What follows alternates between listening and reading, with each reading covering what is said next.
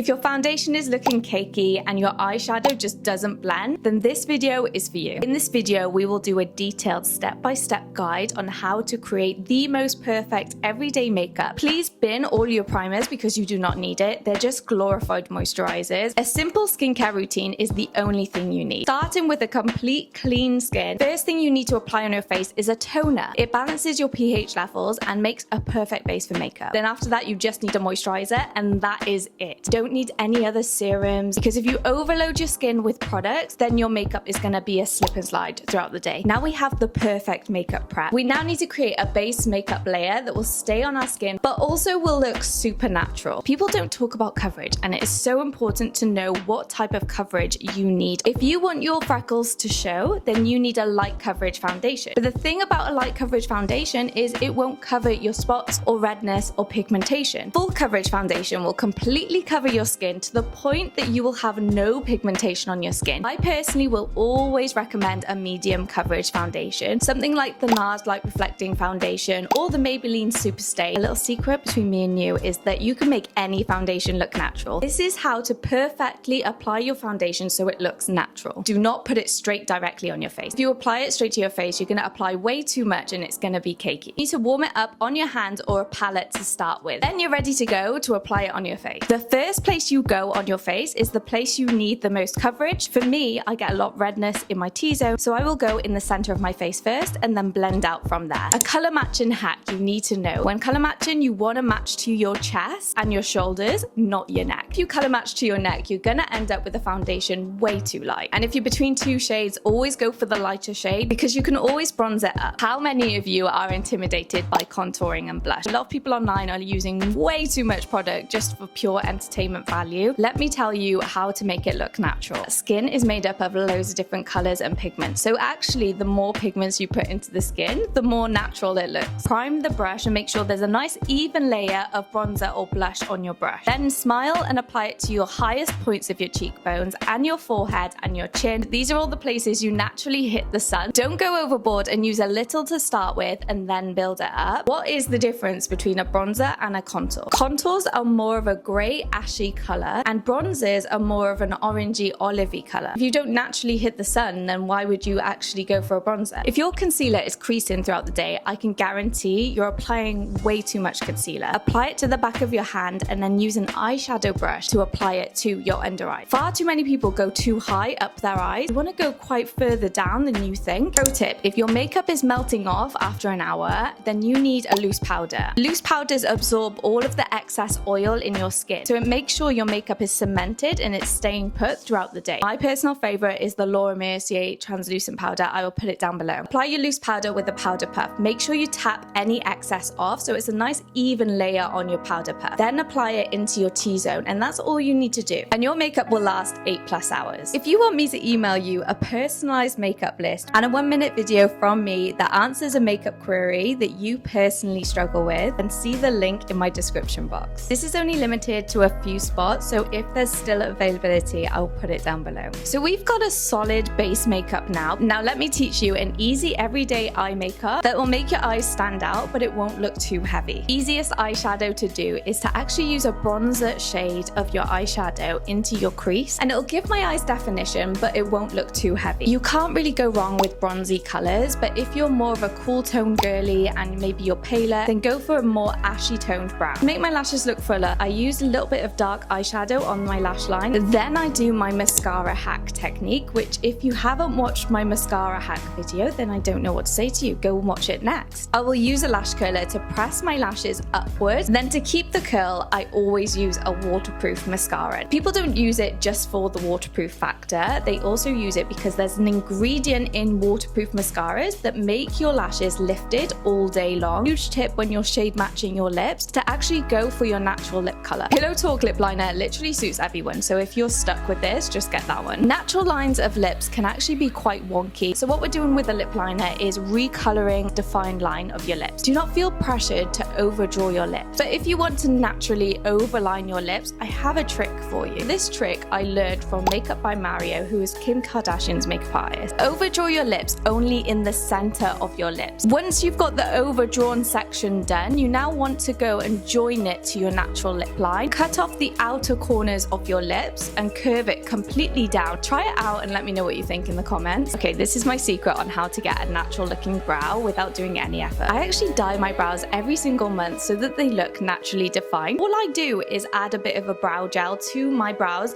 and it just sways them into the right direction. Don't buy into these brow trends. They're all just gonna go out of fashion and there's no point. I actually explain it more in this video, which is a beauty maintenance video. All of the daily, weekly and monthly things that I do to make me feel like a natural beauty. If you are a survivor of the 90s brow trend, then don't worry, I am going to be doing a tutorial soon. This video is part of my beginner beauty bootcamp series where I teach you simple beginner friendly makeup tips that will level up your makeup. If you're a complete beginner with makeup and you want some tips to instantly improve your makeup, then watch this video next. Subscribe if you want more beginner makeup tips and I will see you in my next one.